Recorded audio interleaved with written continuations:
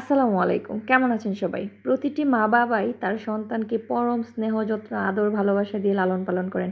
আর সেই সন্তান যখন অসুস্থ হয়ে যায় তখন সেই মায়ের চোখে একদম ঘুম থাকে না যে তার সন্তান কখন একদম সুস্থ হয়ে উঠবে। ঠিক তেমনই আমার মা আজকে অনেক বেশি অসুস্থ, মানে জ্বর এসছে। আপনারা ইতিমধ্যে জেনে গিয়েছেন যে ২ দিন হলো আমার মা আমার বাসায় আসছেন।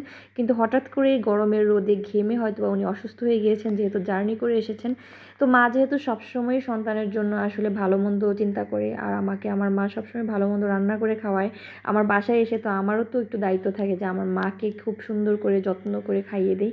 তো আজকে আমার মার যেহেতু একদমই রুচি নেই, মুখে খেতে ইচ্ছা করছে না, তো চিন্তা করলাম যে ওনার জন্য কী রান্না করতে পারি। যেহেতু প্রচণ্ড গরম রোদ, তারপরেও এই রোদের কথা চিন্তা না করে, যেহেতু উনি অসুস্থ, ওনার আসলে খাবারের প্রয়োজন, সেজন্য আজকে আমি ওনার জন্য ওনার পছন্দের কিছু খাবার রান্না করলাম। আজকে আমি ওনার জন্য রান্না করলাম হচ্ছে বউয়া ভাত, মানে খুদের ভাত আমাদের গ্রামের ভাষায় যেটা বলে। তারপর হচ্ছে কালিজিরা ভর্তা, সরিষা ভর্তা, শুটকি ভর্তা, কাঁঠালের বিচি ভর্তা, করলা ভাজি, আর হচ্ছে মুরগির মাংস। কারণ এই ভর্তা দিয়ে খেলে হয়তোবা আমার মায়ের মুখে একটু হলেও রুচি আসবে, আর উনি যদি ২টা ভাত খেতে পারে তাহলে আমার অনেক বেশি ভালো লাগবে। যেহেতু অনেক বেশি অসুস্থ, আর আমার আম্মু অসুস্থ হলে একদমই দুর্বল হয়ে যায়, একদম আমার মতো স্ট্রং না আমার আম্মু। আমি মাশাআল্লাহ অনেক বেশি স্ট্রং আপনাদের দোয়ায়, কিন্তু আমার আম্মু একদমই নরম তুলার মতো মনে হয়, ওনার শরীরটা এরকম। যাই হোক, আজকে আমার মা অনেক মন ভরে খেয়েছে, অনেক ভালো করে খেয়েছে, আলহামদুলিল্লাহ তৃপ্তি সহকারে খেয়েছে।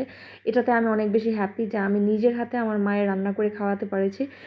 সবাই দোয়া করবেন আমার আম্মুর জন্য, আমার আম্মু যেন খুব তাড়াতাড়ি সুস্থ হয়ে যায় এবং খুব ভালো থাকে। পৃথিবীর প্রত্যেকটা মা-বাবাই চায় তার সন্তান ভালো থাকে, এবং আমরা প্রত্যেকটা সন্তানেরা চাই যে আমাদের বাবা-মায়েরা যেন ভালো থাকে।